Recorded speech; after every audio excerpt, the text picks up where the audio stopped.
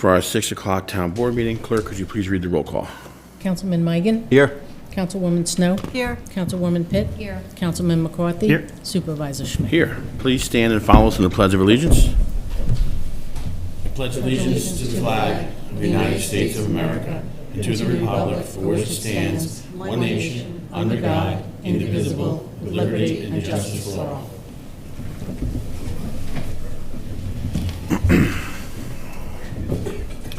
All right, first item of our agenda tonight is a presentation from members of our Conservation Advisory Board. Thank you all so much for being here. Yeah.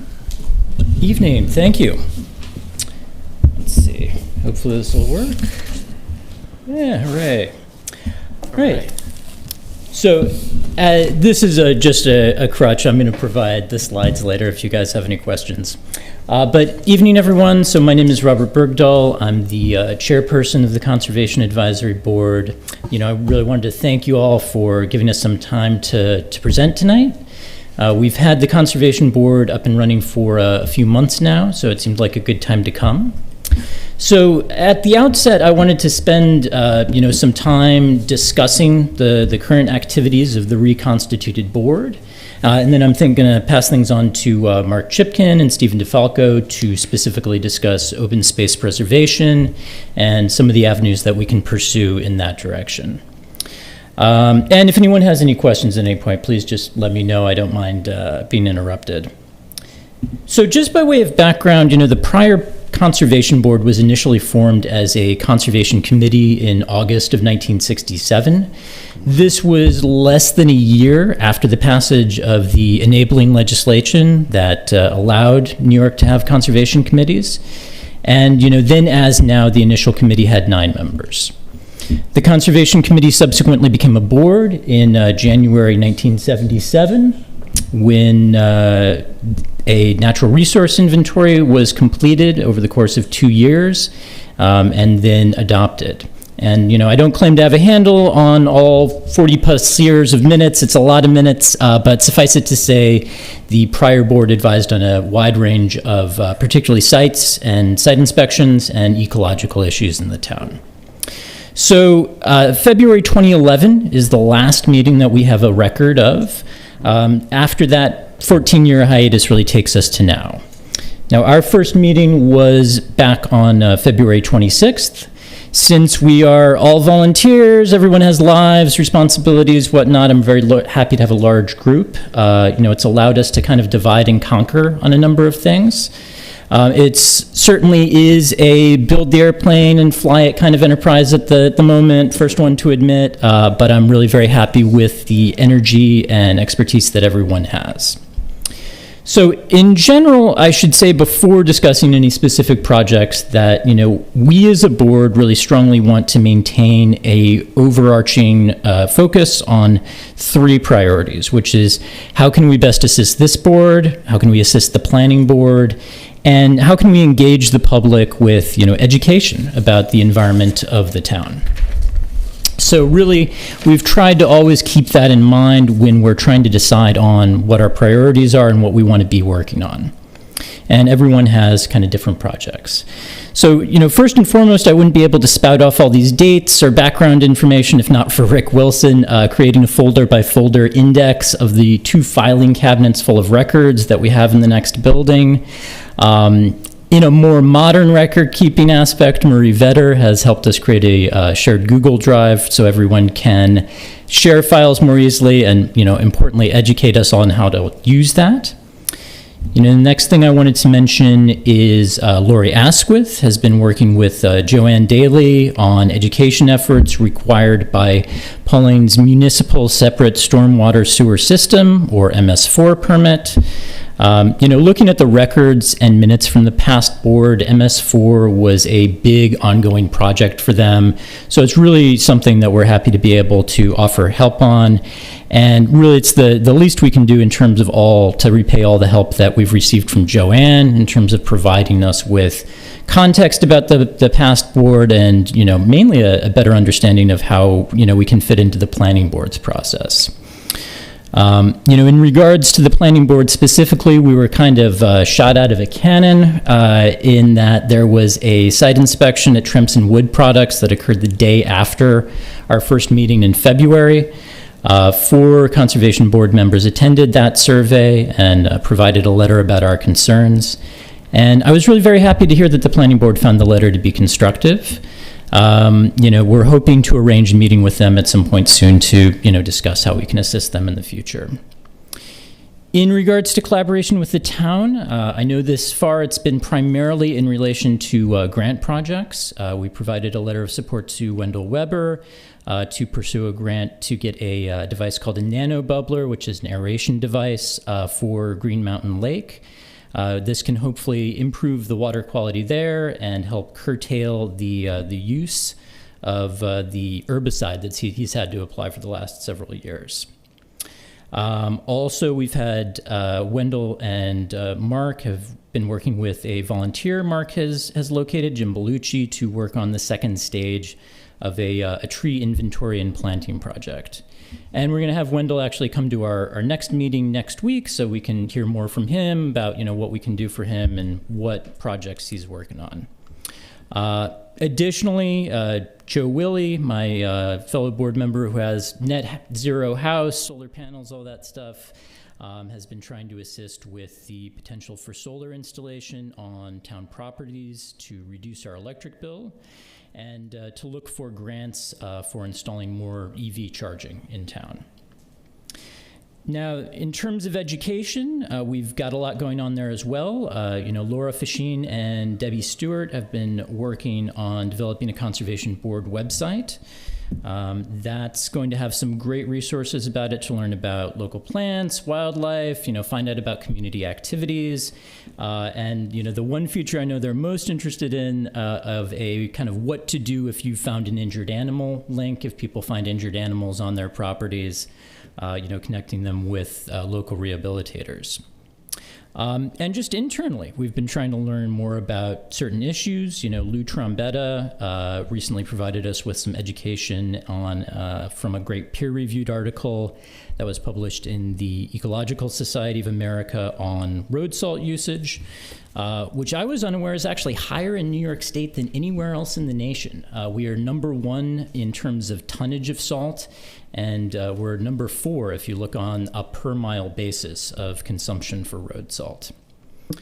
And finally, there's the project that really intersects with everything else I've been talking about, which is the town's natural resource inventory. Now, I mentioned at the outset, that the town has previously adopted an NRI from 1977. The catch is I have not been able to locate that document. We have not given up hope on being able to find it, but even if we do, there is going to be a bit of a staleness issue with something from 1977.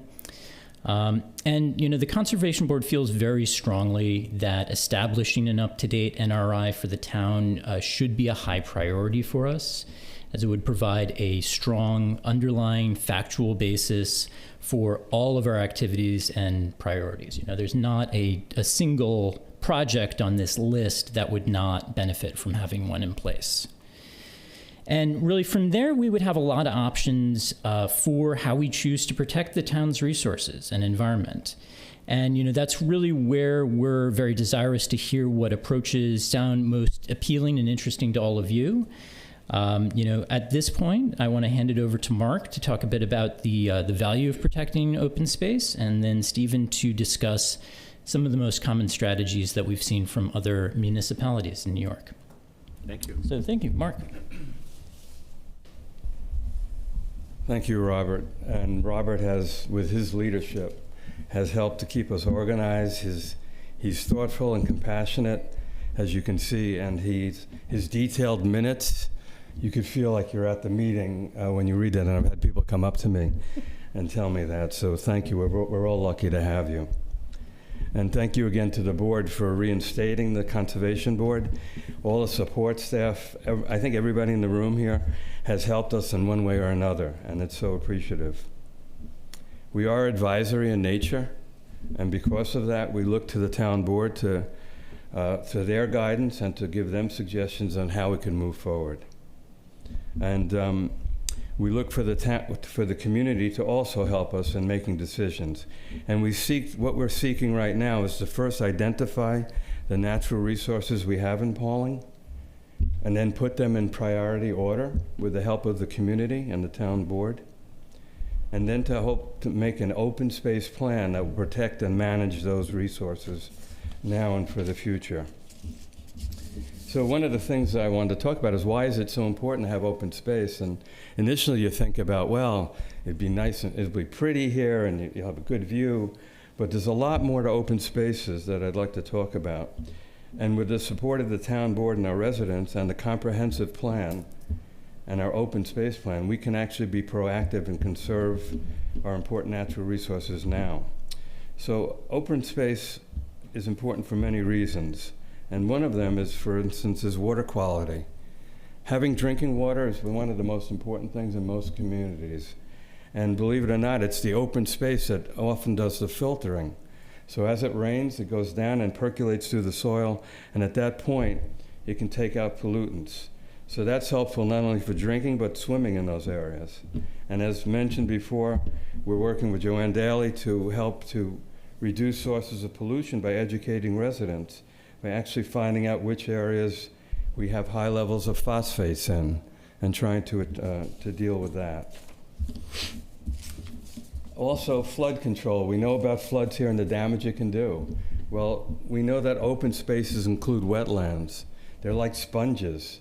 And with those sponges, it protects our regular properties, and we need to maintain those natural floodplains. So when people are thinking about building in the floodplain, that's an issue that we all want to look at. Temperatures. As temperatures change, the town board can look at the project that we're doing, which is the tree project with Jim Bellucci, where Wendell is helping to set up.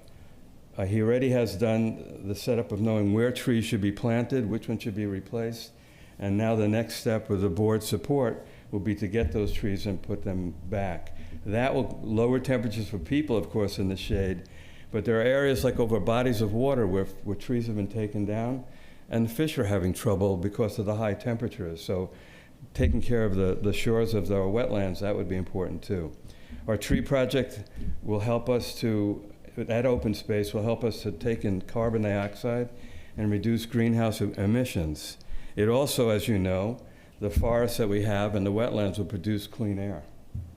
And with the smoke from even the West Coast, you can see how important it is to make sure that we have those trees.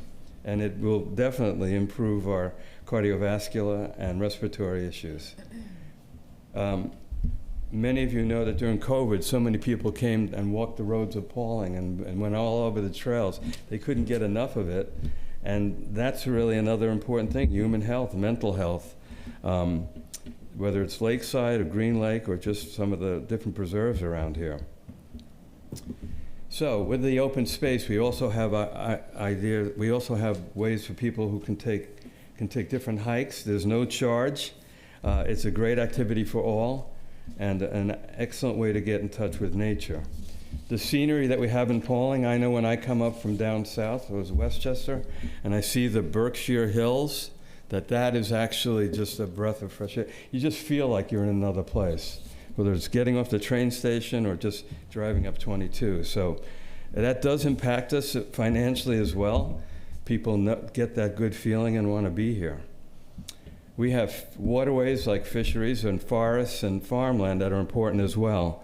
And we need to continue to come up with plans to sustain those natural resources. We may get wood from the forests.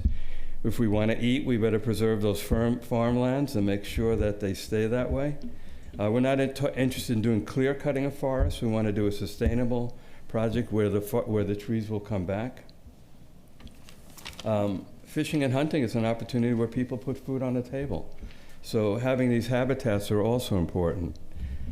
And lastly, open spaces provide habitat for wildlife and natural pollinators. So for instance, having places where pollinators like bees can go helps the farmers, because without that, they'd have to go out with little paintbrushes and paint each of the plants to make sure that there's pollination. And some already are renting bees to make sure that their crops are pollinated. So the Conservation Advisory Board is very appreciative of this town board. I know the work that you put in, and all of you have been nothing but supportive. And when there are things that we had to discuss, we've discussed it, and it's worked out great. The town board we want the town board to continue to support us and help us engage community members in town and village projects as we're doing. Working together with our comprehensive plan, which I know you're working on, and the existing one, which we've looked at as well, we hope to create and implement an open space plan that reflects the town board's and community's goals by balancing economic growth, environmental preservation, and the needs of our current residents without compromising the natural resources we have available for future generations. And I thank you for that. And Steve DeFalco has been a great help. He set us up with a meeting on the Department of Environmental Conservation. He knows all about maps. He actually loves maps. And he's bright and actually a nice person too. So I'm gonna let him come here. It's true, right? Thanks, Mark. Thanks, Rob. I haven't talked on a microphone in front of a bunch of people in a long time, so apologies. Great to see everybody who I've met before, and great to meet those who I haven't met. So I'm going to just give a little bit of background on conservation planning, and we've already mentioned natural resources inventories, and we've mentioned open space plans. I'll go through kind of what each of those are, but those are not the only conservation options. There's towns that have done conservation overlays, or they've done specific protections around a specific aquifer or a resource. Farmland protection is also another conservation method. So there's a bunch of different planning strategies. There's things related to trails. So we can get into those in the future, but I'll start with the first two. So natural resources inventories basically compile and describe the important naturally occurring resources within a town. It could be aquifers, geology, farmland, but also include cultural resources, so any sort of historic, scenic, and recreational places. So the two main purposes are to provide the building blocks of the comprehensive land use and conservation planning, and then to allow natural resource information to be included in local planning and zoning. So I think that's really where it helps the planning and zoning boards, but also the town board. And NRI is kind of the implicit foundation to an open space plan. So you kind of start with the natural resources, find out where they are. So Mark kind of illustrated all of those reasons why they're important. Now we just need to know where they are and kind of where they're located within the town. And then from there, we can move on into an open space plan, which kind of takes the information from that natural resource inventory and outlines strategies for conservation and stewardship, generally through an inventory of open areas. And so that kind of identifies either at the parcel scale, or you could do it at kind of like a grid of the town, and you overlay all those important natural, scenic, and cultural values and get a score to identify each of those areas. And so this would be either a list of important lands or areas in the town to prioritize for conservation. And it could be made up of both natural, but farmland. I've seen it with trails. So it's kind of the connection between all the different aspects. I looked it up, and Pawling adopted a list of priority areas as part of the 2012 comprehensive plan, but I don't think any further action was taken from there. And so I think you go to the next one. Oh yeah, so Mark mentioned that we met with the DEC, specifically the Hudson River Estuary Program, which is kind of housed inside of the DEC. There's a grant planning process that they oversee where conservation planning is part of that. And so we could apply for a grant, whether it's natural resource inventory, open space plan, or one of those conservation overlays. There's lots of different options. And they provide technical resources, but they also provide, guidance. And I think we can find, a suitable contractor or consultant to work with and kind of work with the DC at the same time. So I'm going to just stop there. Yeah. Okay. Oh, can I ask you one question, just Steve, real quick? Yes, absolutely. I don't know if you know this actually, but I'm just curious. What would be like a normal or a standard timeline to establish an NRI? Yeah, so That's a big... I'll give you the context of, so when we met with DEC, they do, I think each year they do one release of their grant application, which is in July. Mm-hmm. And then from there, I think they usually have a 2-year contract window. So I think roughly 2 years you're thinking from the time you kind of start and then, to the adoption of it at the town. Okay. That's probably something that could go hand in hand maybe with like the comp plan? Yeah, I imagine. think they often are either in conjunction or the comp plan can happen and then the natural resource inventory can be adopted And we've never- as a amendment. I know, so it was 1967, then it stopped in 2011, was their last record of meetings.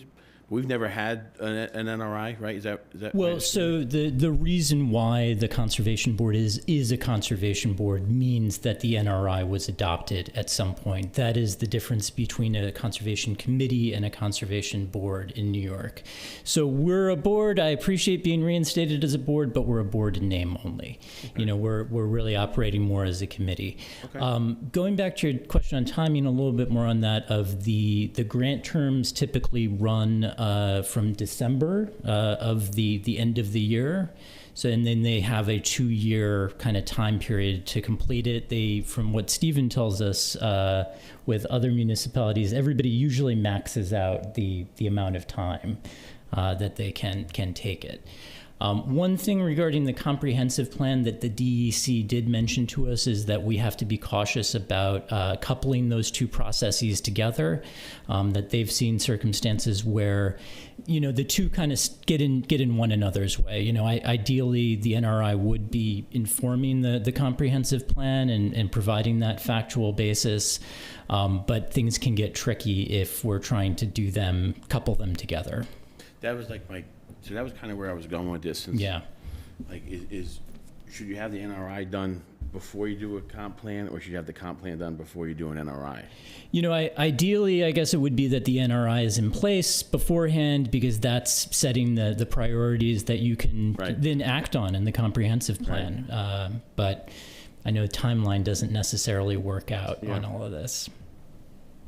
Robert, I just had, just because there's people watching that may not know and haven't seen, your information on the website, would you mind just letting people know when your meetings are, Sure. where they are, and if they're open to the public, please? So yes, meetings are absolutely open to the public. We'd love for people to come. They are the fourth Thursday of the month, generally, in the American Legion building directly across from us. The next one is next week on Thursday. And then we have, obviously in December and November, the fourth Thursday is a holiday, so we're going to do the third Thursday. But generally we'll get, agendas and meetings out, and minutes out, about a week beforehand. But, yeah. Okay. What time did you get? At 6 p.m. Thank you. Yeah. Important detail. And I just had one other question, again, for those watching that might not know what an NRI stands for. Can you just, what does that stand for? You can see I've been trying to be disdainful of the acronyms here. It's hard to not be acronym heavy with our all this, but natural resources or resource inventory. Thank you. Yep. Thanks. Thank you. Any other questions? Yeah, I mean, you had talked about a couple of grants. Yeah. One was solar. Solar, it's not clear whether there are many grants available for that, just because I guess the market kind of economics are such that grants are not really necessary anymore to make it feasible. The EV charging, I know Joe is trying to connect with Jason West, the former mayor of New Paltz, who is now the director of sustainability for the city of Albany, who is apparently quite knowledgeable about what's available there. And you said that was Joe? Yes. And he would pursue that on his own? Well, LaBerge connected him with Jason, so I think the idea here is that he's going to try to speak with him, gather some information. We're very conscious that if we do get into actual applying for something, we can't take up any of LaBerge's time. We don't want to, create billable hours without clear sanction from all of you that it's something that you want to move forward with. So he's really, I guess the better way to think of his role is kind of as an information gathering kind of auxiliary and try to see if there's anything, out there that LaBerge hasn't brought to the table heretofore. So, and you mentioned one other grant, I believe, the EV, and what was the other one? The big one, which Stephen mentioned, is the Hudson River Estuary Program, which is it's kind of a pro and con here. A con is we're a little bit late to the party, right? We are coming back after this gap. The good thing is that there's a very well kind of trodden path of other municipalities interacting with Hudson River Estuary. For those listening online, the town is more or less evenly split between the Hudson River and the Housatonic. The Hudson River Estuary people, though, even though that was the first thing we said to them was, we're only about 45, like under 50% in your estuary. Would you still be interested in us? And they would. But they have a really long track history, and if you go to their website, they've got some great success stories, including, I think most locally it would be the town of Beekman, completed an NRI with their assistance.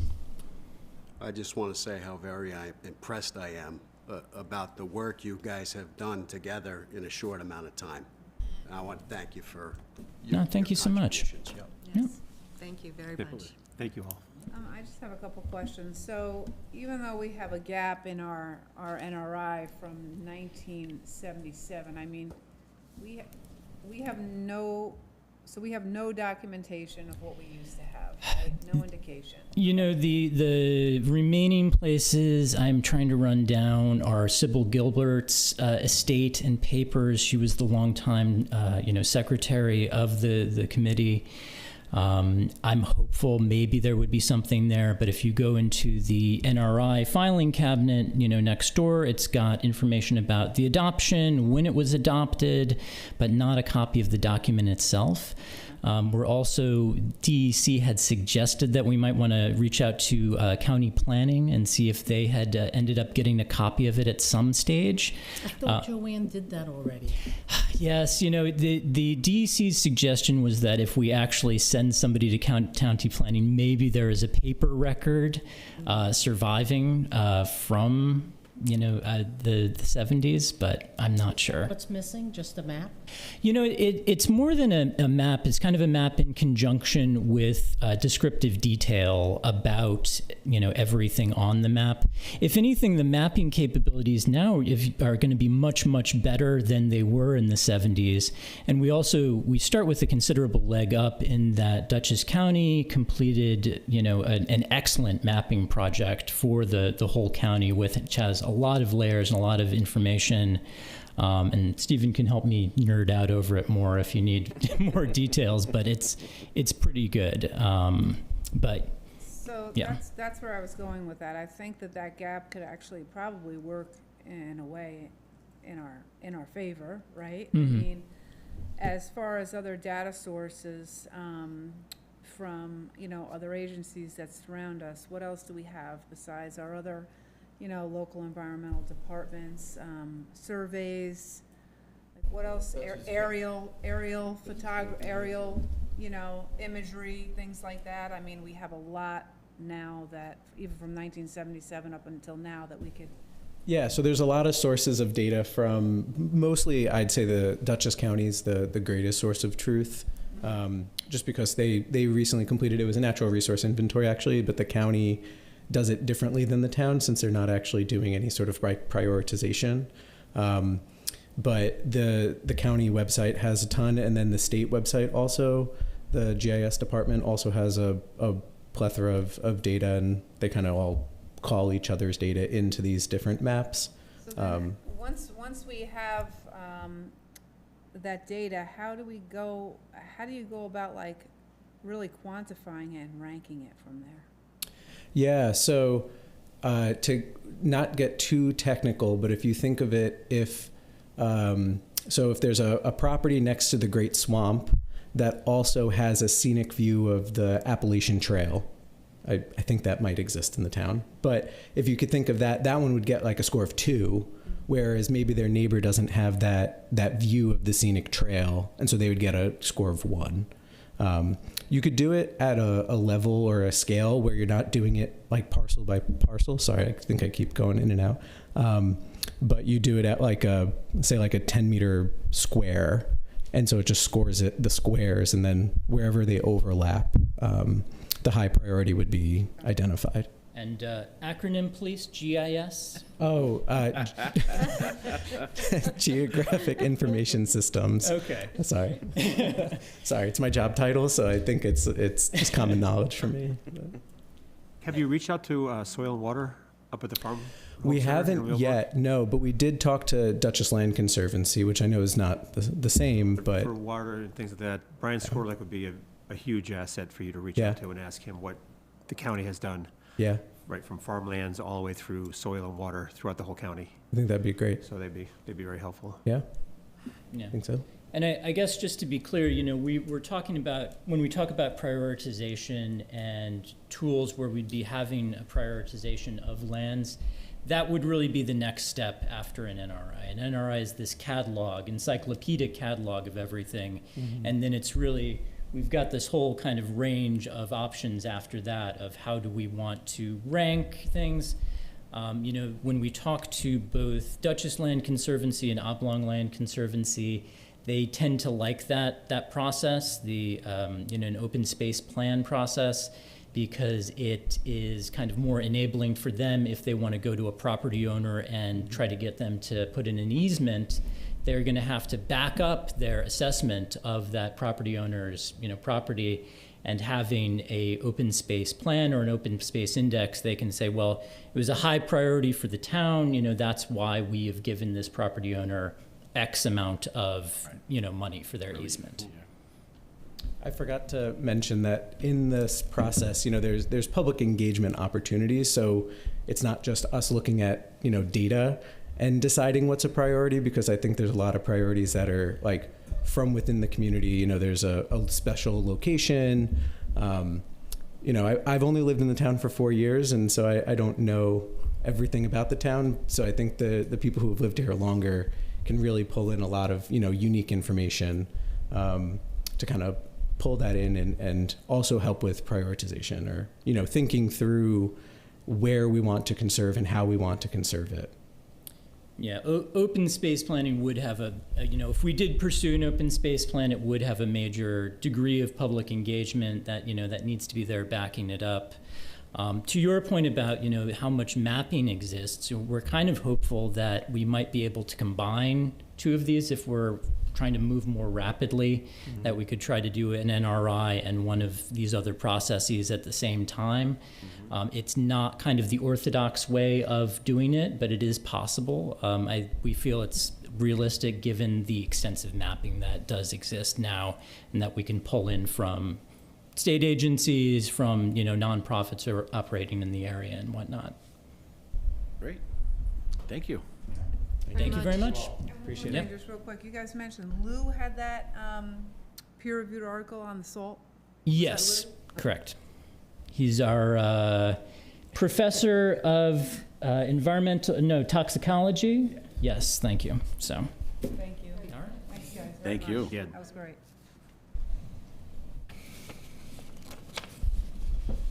All right, next item on the agenda will be approval of the floor with respect to agenda items. Anyone with any comments regarding agenda items coming up, state your name and address for the record. Try and keep your comments around 3 minutes, please.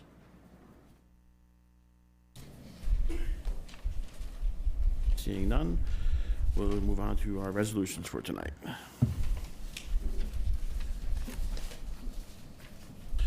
Resolution 86, budget amendments for fiscal year 2025 so far.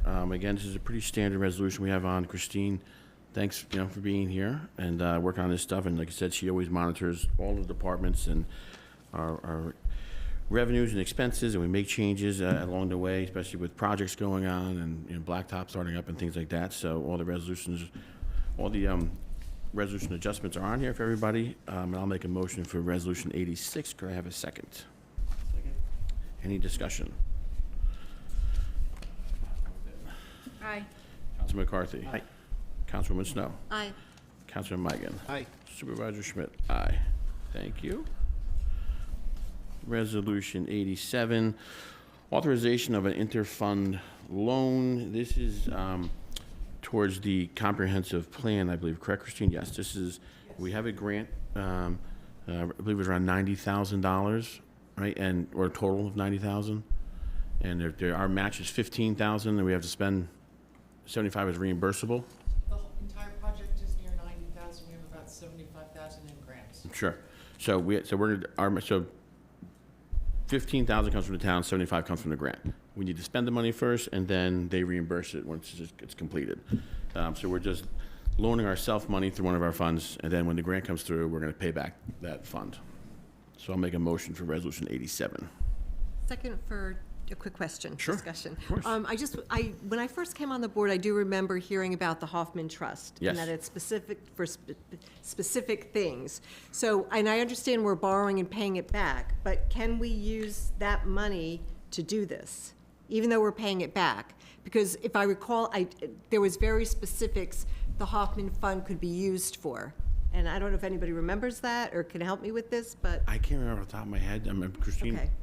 Just so we Sure. know we can borrow from it. I believe that if you look at the specifics of, it's, Sorry. No worries. Even though we are paying it back with interest, too.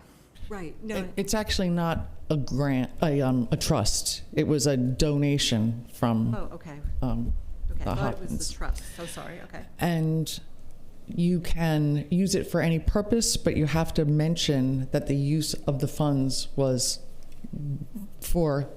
by the Hoffman funds. Okay, So okay. anytime we use it, Okay. we mention, we used Okay. some of the Hoffman funds for paving, and we specifically mention Okay. that we're using Okay. Hoffman funds. That's one of the requirements of it, that it's mentioned in the. Yes. Okay, great, thank you, Christine. Okay. That So was- I have a question about Go ahead. our comprehensive plan committee. I know I submitted a couple of names, maybe about a month ago. Yeah. So I mean, I understand we got to make this money available, but shouldn't we have a committee in place? Yeah, we're just waiting. Everyone was asked to send in some recommendations, and then we're going to discuss that as a board. I guess that'll probably be on. It really should be on for the June meeting at this point. So I really need everyone to get their Right. recommendations of who So they'd I'd like like to to see. see on some that. of the names Yeah, myself. certainly. Yeah, as soon as we haven't gotten them all together from the whole board yet. So if everyone could just make sure they shoot an email out and just get us, all the names of referrals, then we'll start the interview process. It really is something we had hoped to get done in May because we knew this was coming through. It's fine that it gets done in June as well, but there is only one meeting in June, the first week. And So- what's the first steps for this 75,000?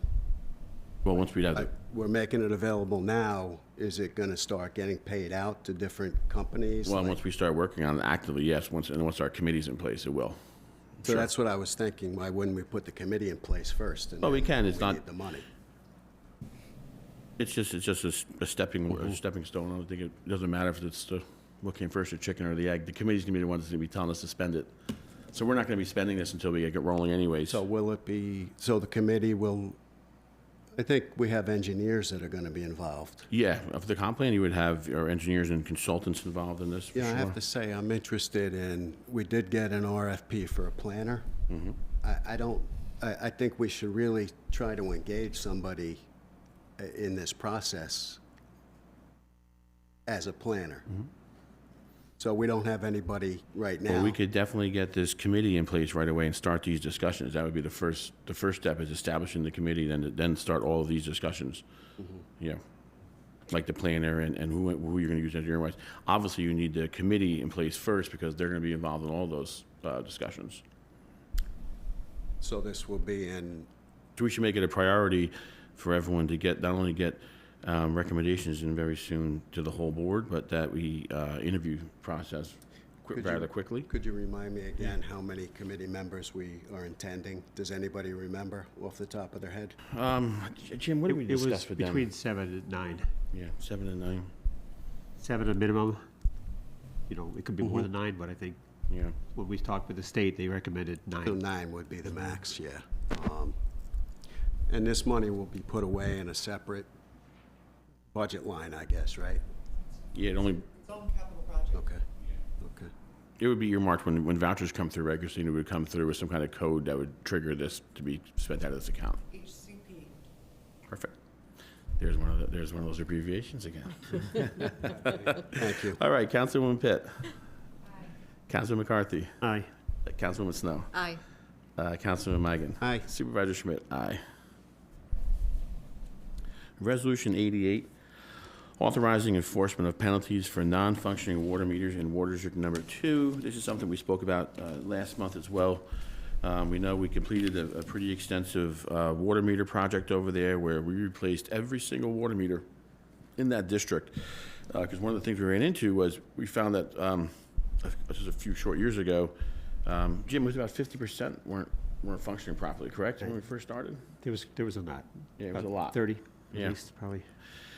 So we gotten it done, and now we're having an issue with a few meters. Unfortunately, we're having a difficult time with some of the residents over there getting us into their homes to inspect these water meters. You know, one of the big reasons you push to have, you know, brand new meters in a district like that is so that everybody is paying their fair share and an even share, right? It's not okay for one home to have a non-functioning meter and then the home next door to have a fully functioning meter and estimated bills versus real bills. So I'm not sure why it's so difficult to get in there, but we are going to have to institute a penalty, which is very normal in a lot of water districts and other communities as well.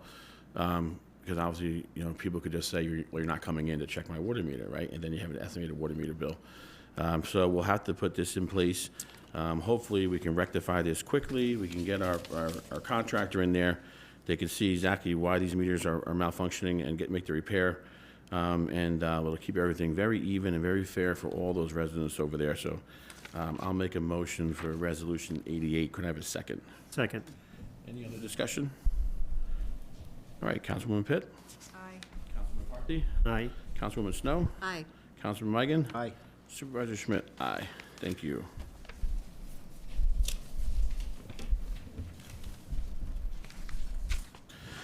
Resolution 89, authorizing renewal of liability insurance policy. This is our annual insurance policy for the town of Pawling. It's our buildings, it's our buildings and grounds, our highway departments, our vehicles, or just our general liability.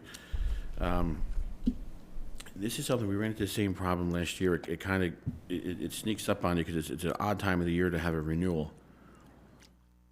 And we would like to put this thing out to competitive bids every few years so that even though the insurance itself is bid out by an agent, there's been talks about giving that ability to multiple agents.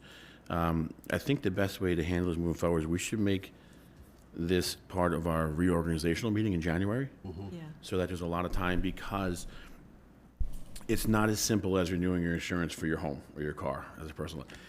For a new agent, I did speak to somebody just out of curiosity, and they're like, hey, to come in and look at the town, we actually need, months, like every single vehicle, all your departments, all your buildings. There's so much that goes into it. So it is a long process. I think the best thing to do so that we can keep this 3 or 4 year timeline of competitive bidding in place for this is to make this part of the reorg meeting, and then this way every January those RFPs can go out, and everyone has that time.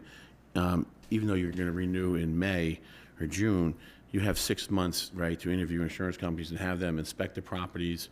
Because one of the things we saw again this year was, the companies that did look at us, vacant buildings are constantly an issue. We got rid of one, but there's still several. That's probably one of the biggest things that they're not a fan of. So they would need time to get out here. And then just being vacant isn't necessarily the entire issue, but the condition that they're in. Are they a danger? Are they boarded up where people can't get in them? They actually sent us a pretty good list of, the dams are an issue that they want to inspect, because we have several in Pawling. We don't have just the Whaley Lake Dam. We have the one at Lakeside Park is considered a dam over there at the end of that Green Mountain Lake, and the other one is in Holmes, I believe, off of Holmes Road, maybe.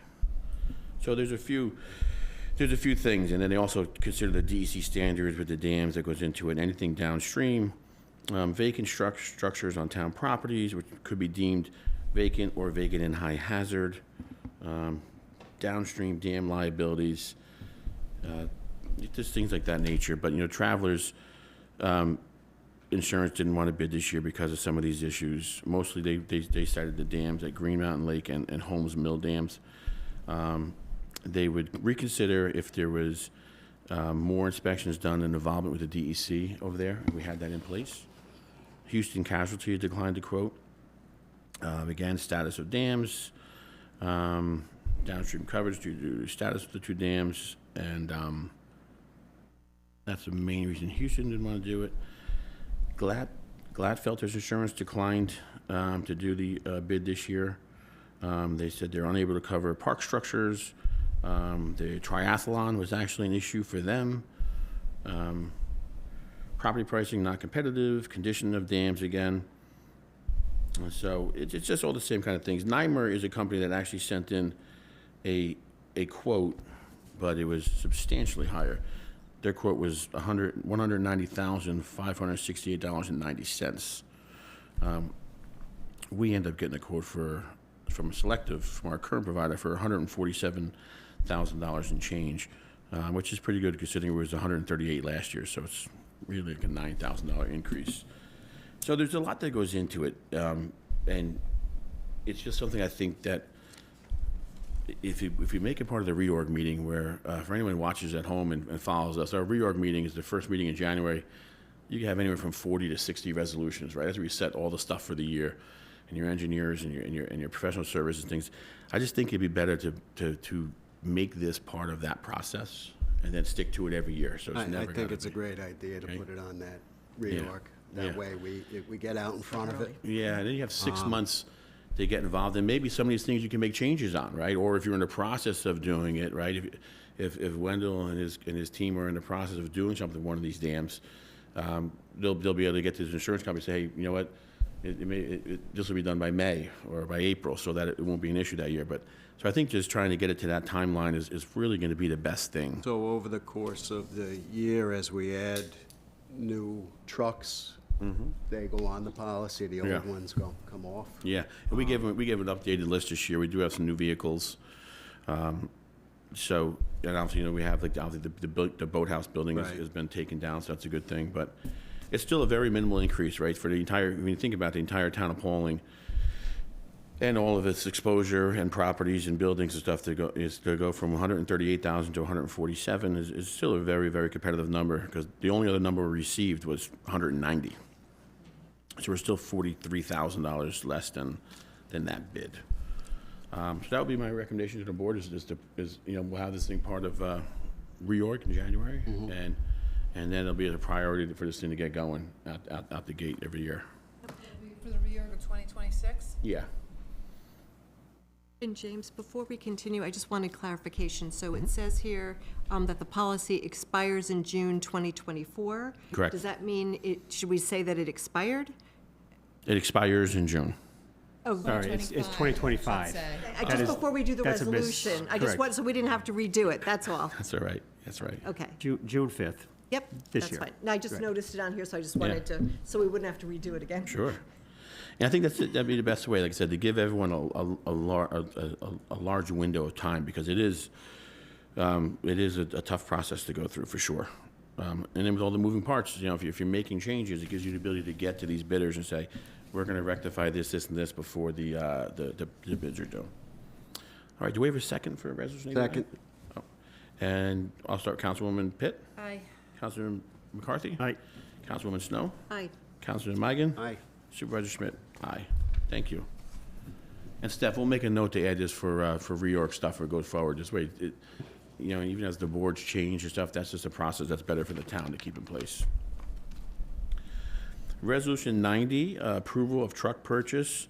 This should make our highway superintendent very happy, even though that road salt was really getting to him back there. I'm not gonna lie, I saw his face. No, I gotta say, Bobby is not a fan of that stuff, right? We've been using less, haven't we? More sand stuff?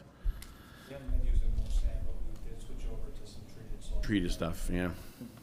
Yep, that's fantastic. So approval of truck purchase, 2025 GM Sierra. Bobby, just to clarify, this is on a state bid? Yes. Okay, the total is going to be, I know last week we spoke about upwards of maybe 60,000. I guess you found it for $54,842.50. And then we'll probably take the current vehicle and we're going to repurpose it into the building department, hopefully. That would be fantastic. All right, great. All right, so I'll make a motion for Resolution 90. Could I have a second? Second. Any discussion? Councilwoman Pitt? Aye. Councilman McCarthy? Councilwoman Snow? Aye.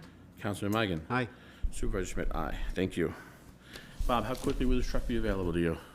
Probably in a week or so, it's on the lot. Great, great. Resolution 91, okay, revocation of transfer station permit 194 and 195. So we did have a couple of permits that we had to do this with previously as well. You know, transfer station is functioning better than it ever has. We really have a good enforcement in place. Bobby, your folks over there are really involved, which is great. I know I hear from residents who said they got more correspondence now, just seeing people saying hello and talking, all that kind of stuff. Great. With that, we are catching people who are still breaking the rules. And I'd like to think that they're not doing it on purpose, but we have situations where stickers aren't on the right vehicles. That's a hard one to mix up. You know, when it's not on a vehicle or even on a vehicle that you own possibly, or people utilizing the transfer station as a commercial dumping operation. You know, when someone starts coming 2 to 3 times a week with large and excessive amounts of trash, it's pretty obvious that there's no way to accumulate that much garbage in your own home.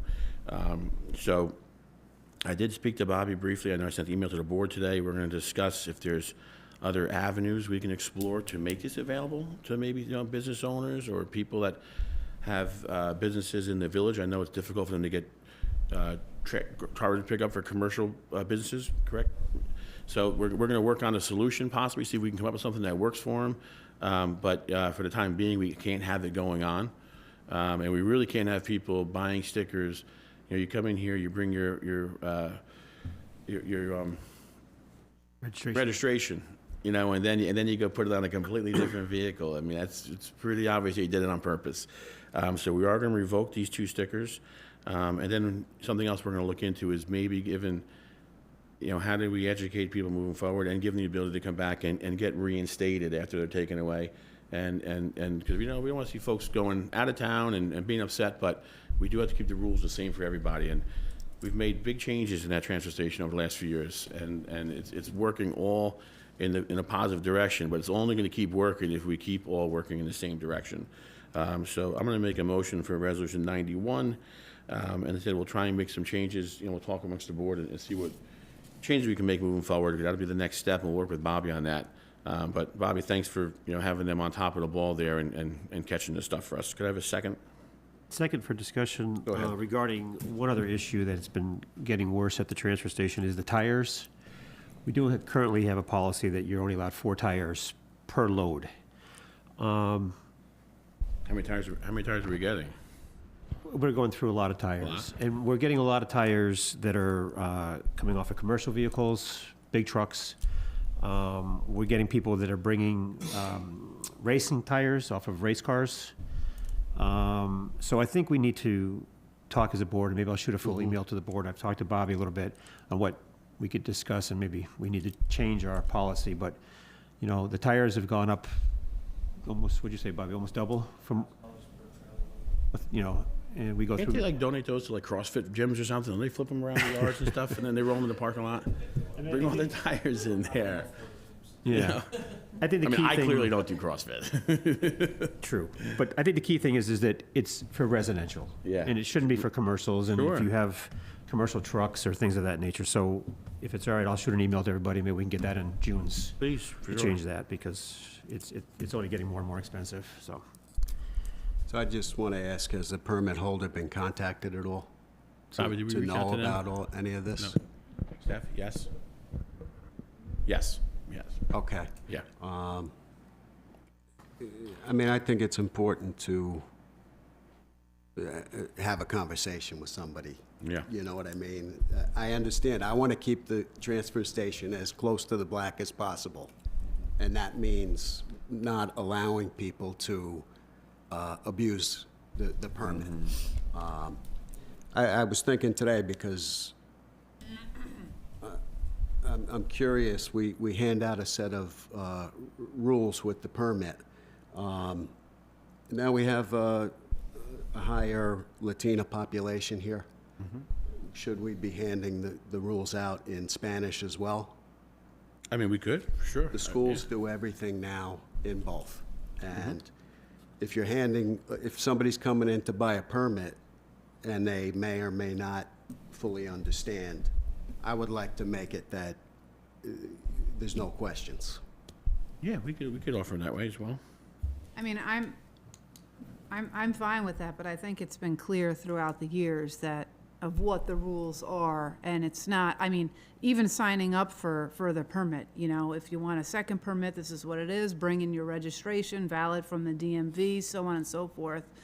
So I think just the registration process itself really goes through the rules for the transfer station. So I don't necessarily see where a language barrier comes into play. I mean, yeah, it's fine to do it, but I don't think that can be used as an excuse for why people aren't understanding the process. And I'm as it not should be. using it as an excuse, but we do have, I'm not sure what the population of Latina is, but I don't see the big deal about Sure, yeah, of accommodating course. that. Yeah, listen, our rec And department no, puts it out that I'm way. not 100% sure that everything does translate. Sure. All right. I know if somebody came to me and gave me something in Spanish, I would have no idea. Councilwoman Pitt, Aye. Councilman McCarthy, Aye. Councilwoman Snow, Aye. Councilman Reagan, Aye. Supervisor Schmidt, aye. And Marty, we'll get those, we'll get those done that way as well. I don't know how many, with the population or how many even by stickers, but it's a Yeah, I a mean, good point to put out there. yeah, I mean, I don't know exactly how it would work, but it is a thought that we do have a Spanish-speaking population here that, Sure, that's a fact. sure. Resolution 92, payment of bills for the town of Pawling. I'll make a motion for Resolution 92. Second. Any discussion? Councilwoman Pitt, Aye. Councilman McCarthy, Aye. Councilwoman Snow, Aye. Councilman Migan. Aye. Supervisor Schmidt, aye.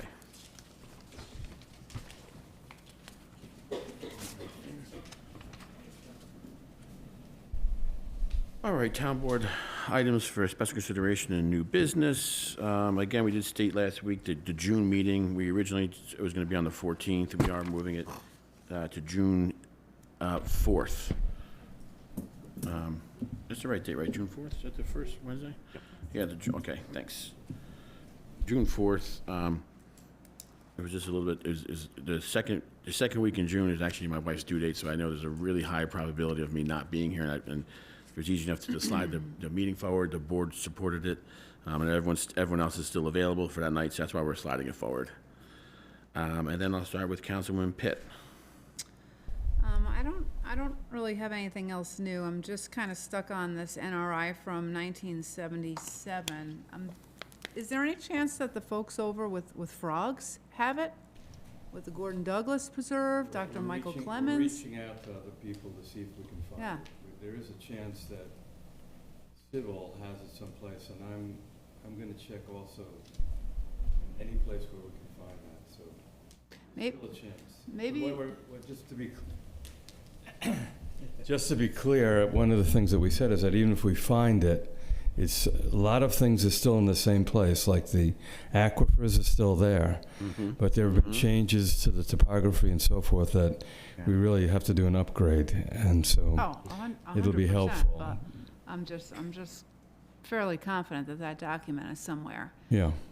Somewhere with the county or we're somewhere, go- we're maybe even putting- with our neighboring townships, because I know, like, during a certain time in the 90s, we were working together, I know, with the town of Patterson. I remember I was part of that with Sybil and with Dr. Clemens, with counting the turtles on Yeah, I remember that. Gordon's property there, so. Anyway, Yeah, I'm gonna search harder. Okay. let me know if you need any help. Well, we know Mark will be relentless, that's for Yes, sure. I know. We There know. is no doubt about that. Every time you get one of his emails, I'm like, here we go, he's got a whole bunch of information for me. Councilman McCarthy. Two things. One, I just want to remind everybody that the fishing derby is Saturday. That's right. So. What time does that kick off? Saturday morning. It's early, right? have it here Yeah, somewhere. it's Saturday morning. I don't know what time. 7, 8? 7 a.m., Okay. 7 to 2. There we Yep, go. at Merle Park. Food prizes, free T-shirt, entry is free. Ages 2 to 17. Correct. And regarding the boathouse/bathrooms, the Board of Health was there today, and everything has passed, so the boathouse and the lakefront is all set for next weekend. Oh, fantastic. So- Great. So, Councilwoman Snow. Just one thing, I had an opportunity to talk to Chris Fisher. He is in Rotary with myself and another organization, but he had invited me over to look at the annex, which has been completed, which is lovely if you haven't been. They've got programs for, an area for teens, and this annex, they need to do just a couple more cosmetic things. But the long and short is that he had let me know that they want to give back to the community and allow for community members to use that room free of charge. Oh, great. So I did follow up, Councilwoman Pitt, when we were both talking about NAMI last week. I wondered too if that might be a place, because we were there was discussion about where they could meet. So what would need to happen is it all needs to go through Chris Fisher, because they've got it on their computer of who's using it, when and what, but he did ask to spread the word. He's talked to, if different committees want to use it. Again, they have to just go through him, so you don't have 2 or 3 people scheduled the same night. But I thought it's a great service, and it can, again, people can ask and reserve it, which is a nice give back. So thank you to Chris and the Pawling Library. Thank you. That's all I have. Councilman Migan. Thank you. So I spoke to Dave Jenkins from Millennium reached out to me last week just to see where we were at. Yeah. And conversation, I asked him if he would be interested, if he would be willing to give a quote, say on one of these, and I'm not pointing at these 2 grants that you're talking about today, but any grant, that they would be willing to give a quote and a hard number on both the grant writing and the grant administration. So that could be an option for us. Okay. What was his answer? He said they would be happy to. So if we had a grant, say we went to him with if we got together with Joe Willie, and he said, I'm looking at an EV grant, we could reach out to both companies and say, here's the information, here's the grant, give us quotes. And that, For the grant itself, but not for the administration? yes, for of- both, For both, yeah, I think for For both, both. right? Yeah. absolutely. But we asked that question specifically of them while No, that came up. we were here. That while he came was up here. that came up after between us, and you thought that neither company would want to do that. Yeah. Well, because you have one under retainer, so I wouldn't be shocked that someone would do it if you have a retainer in place. I guess they're in business, so it's like any. I thought we asked him that. I think I asked, maybe. I'll have to go back and watch. No, because I brought it up just last Yeah. week or the week before. Yeah. And we had we disagreed on it. Yeah. And that's why I wanted to bring it back. Yeah, certainly. I have to tell you, it was excellent last week to see our rec director, Yeah, and her family here for a 20-year celebration. I think we should do that for all of our employees, in fact, just to recognize them. So I went around to some of the employees I saw over the course of the week and asked them when they started and what position. And I spoke to the court clerk. She started in October of 2014, so I don't know if we would start with a 10-year recognition. I mean, I think it's a good idea. Certainly, certainly. The planning board secretary started here in January of 2005, which would be 20 years. Is that accurate? That would have passed in January. The town clerk started here in 1985, which would be 40 years. The tax collector started in 2002, which this past January would have been 20 years. The deputy town clerk started in 2005 as well. So I think we probably have access to files or something where we could see where everyone's start date in a particular way. I think it's great to commend all of our employees. Sure. And to just recognize them for the work that they do. We have with the elected, I know you mentioned a couple of elected seats here. We've always been pretty good about recognizing, when we got board members here, I know when Bill Johnson had 20 years on. Right. Phil DeRosa had all years on. We recognized them at their last meeting. So this here, was as for far sure. as I got. I didn't go to everybody, but just, I'm sure we have. It's a great all idea. the It is, information. it's a great idea. I know a couple of years ago, we started recognizing people's birthdays here. We had the front of we came in and it was our assessor's birthday, and there was balloons all across the whole front. We actually had some employees who were like, don't do that for my birthday. I But saw maybe a we should do it for highway everybody. person today, and I forgot to ask him when he started, but I'm sure I can get that information. Yeah, Thank you. you got it. So the Dutchess County Mobile Health Event is Tuesday, May 15th, 5 p.m. to 8 p.m. Holy Trinity Church, Coulter Avenue. It's a pretty neat service. Free vaccinations, sexual health screenings, tick prevention kits, answers to general health questions, hands-only CPR training. So that's going to be there on the 15th from 5 to 8. So I just let people know that that's here in the area. Again, just wanted to mention the Comprehensive Plan Committee. So everyone, please try and get an email out to me with some recommendations of people you'd like to see involved with that committee, so we'll get that rolling. And Councilman McCarthy mentioned already the fishing derby. I was going to speak about that, but yep, this Saturday, I always look forward to that. It's fun. Yeah. It's fun. There's a lot of kids out there, fishing and having a blast, and hope for good weather. A couple of years ago, I'll never forget, with our late Sheriff Anderson, I went to bed, it was pouring rain out, and I'm like, oh, this will be canceled. And I'm not gonna lie, I was, out with friends and having a blast and smoking cigars, and the next morning, my phone was ringing and it was pouring rain, and he was like, we don't cancel the fishing derby. So that was a very difficult fishing derby for me, because you don't say no to the sheriff, and it was pouring rain, but I really hope we have great weather this Saturday, because you get a good turnout. A lot of the kids are there, so it's really a nice thing. Last week, we did speak briefly about amending our paving budget. I spoke with Christine about it and Bobby, and we know we have monies available up to like probably $150,000 we can utilize in the budget, Christine, towards paving. Yeah, Bobby, that's something that you want us to try and talk about and pass tonight? Will that be helpful for you? Do you want to come up to the mic real quick, Bobby? No, you want to talk right from there? You don't know which roads we're going to use it toward, but we're going to use it towards paving, right, to expand paving this year. So it is available. Christine has ran the numbers for us already again, and also we confirmed with Bobby that it is there. So, Bob, if you like, I'll make a motion for that then. And we're just going to add that right to another project, and you'll get it to the board pretty quickly what road you're thinking about using it towards? Yeah? I have a good idea on what roads we're gonna do. Okay. Just So- start with the work stuff. Okay, great. I'll make a motion then it'll be a budget transfer, Christine? For $150,000 to be used towards additional paving for this year. And I'll ask for a second. Second for discussion. Go ahead.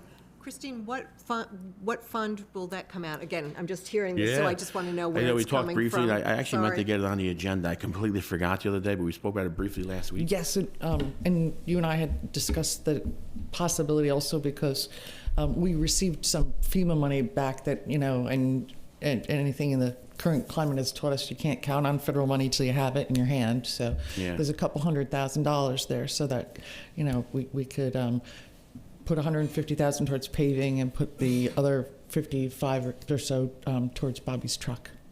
Great.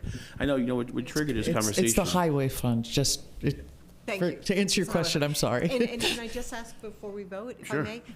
And so by using that now, Because I know we're gonna be starting to talk about next year's budget. Just, that's not gonna leave us in any way where we have to tighten up something else for next year's budget. Only because Well, I it's in have the the middle of the 5 year. Go ahead. I have the town's 5-year plan figured out without those funds. It was like, this would be great if we got it. Okay, And so we did. And then the books were closed, and okay, this controller's office blessed it. And so now we can spend it. okay. That's right, yeah, the comptroller did give us a good report, right? Beck? Yes. No, Good, thank no you. marks. All right, thank you for that clarification. Thank you. Thank you, Christine. Councilwoman Pitt. Could I, Oh, yeah, go ahead. yeah. Oh, sorry. Like, how many roads would this cover, Bob, approximately? Not even cover all the road, just maybe a portion of the road. Okay. Yeah, the prices of blacktop have gotten so expensive the last few years. Okay. But the fund to balance is healthy there, so it's okay to allocate more I this year. mean, I'm all for, obviously, some of our roads are in really, really bad shape. We have some, after those residents came in a few months back, and Bobby and I went out and drove around, it's incredible. I mean, we have roads that haven't been paved since I was born. 43, 44 years old. It's unbelievable. And we're trying. We've basically tripled the blacktop budget in the last few years, and we're still not catching. I mean, I don't want to say we're not catching up, because we are, but it's just a long ways to go. To I was catch out up. on that road recently, Great Bear, Yeah. and those were the people that were here. And that road is in bad shape. So I'm all for making our Yeah. roads better, as long as we're not shooting ourselves in the No, foot yeah, the budget-wise. fund balance is healthy over there, so that's why we talked about it. We can move it over, and Okay. when Christine puts the numbers into the 5-year plan, we make sure it wouldn't impact us in any way. So if we can pave, some more this year, we'll pave some more, or do some drainage improvements, but at least it's working in the right direction. Okay, good. Thank you. All right, I'll do a roll call vote. Councilwoman Pitt? Aye. Councilman McCarthy? Aye. Councilwoman Snow? Aye. Councilman Migan? Aye. Supervisor Schmidt? Aye. There you go, Bobby. Thanks, Christine. If I could, I just had one more quick thing. Sure. Speaking about documents and the budget, I had sent correspondence out to the board and to the clerk's office, with our bookkeeper. Was just looking for the exact dates that I sent out the correspondence. I only heard back from Christine. So just prior to, I think it was me coming on the board, I believe that it was discussed through the clerk's office. A quote was gotten for through Laserfish, Kathy, is that correct? Was it around $300,000 Yes, that is correct, to yep. work on I guess we would call it a project, to start, scanning our documents and working on our, I would say, automation solutions for our years and years and years of files here at the office. Kathy, you able to describe it better? Yes, I have all of the permanent documents already scanned. No, but can you describe it better? The The project? Yeah.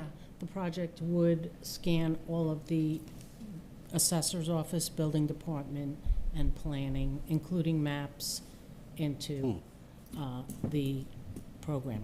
Okay. So I would like to be able to get an updated quote, whether it's through Laserfish or some other company, to be able to do this for us, because it seems like we have repeated conversations of, wanting to go back and search for old documents, and, our staff has to put in a lot of effort going back and looking through files when, we do have the option to be able to be brought a little more up to date with those tasks.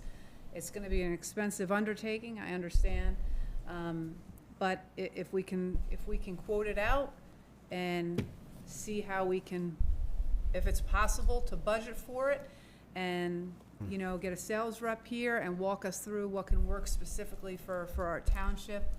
I think it's something we need to revisit it.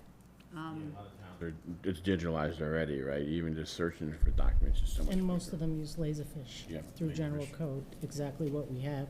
We've invested a lot of money into it. We've had a clerk for probably 12 years scanning. We don't have a map scanner because we were worried that we would then need a new server because the maps take up a lot of space.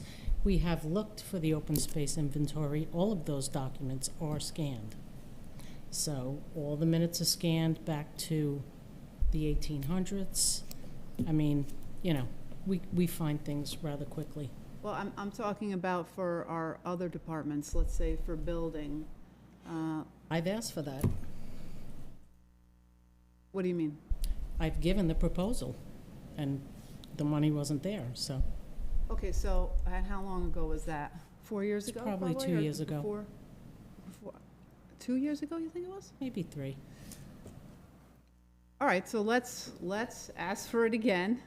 Let's maybe contact Laserfish if things here have changed within the town from, you know, our needs since we last asked. Yeah. And then let's pick it up from there and come up with a budgeting solution if the board agrees as to how to continue Sure. to move forward for Laserfish for all of our other departments, right, Kathy? For everybody. Not all of them. That didn't include all of them. It only included planning, zoning, and building, and assessor. Would it help the courts? Can you do courts, or is Can't that, do you can't do courts Courts because don't of all? come under Yep. FOIL anyway, and Yep. that Karen has her own. Yep. You can't touch the court. All right, so planning, building, Mm-hmm. assessor, And zoning. zoning. Yeah. You know, I'll get an email out tomorrow to the supervisor and mayor list in Dutchess County and see if anyone has taken this on anytime recently, and see. Town of LaGrange has, it cost them, I have the quote, $250,000 10 years ago. Years ago. Yep.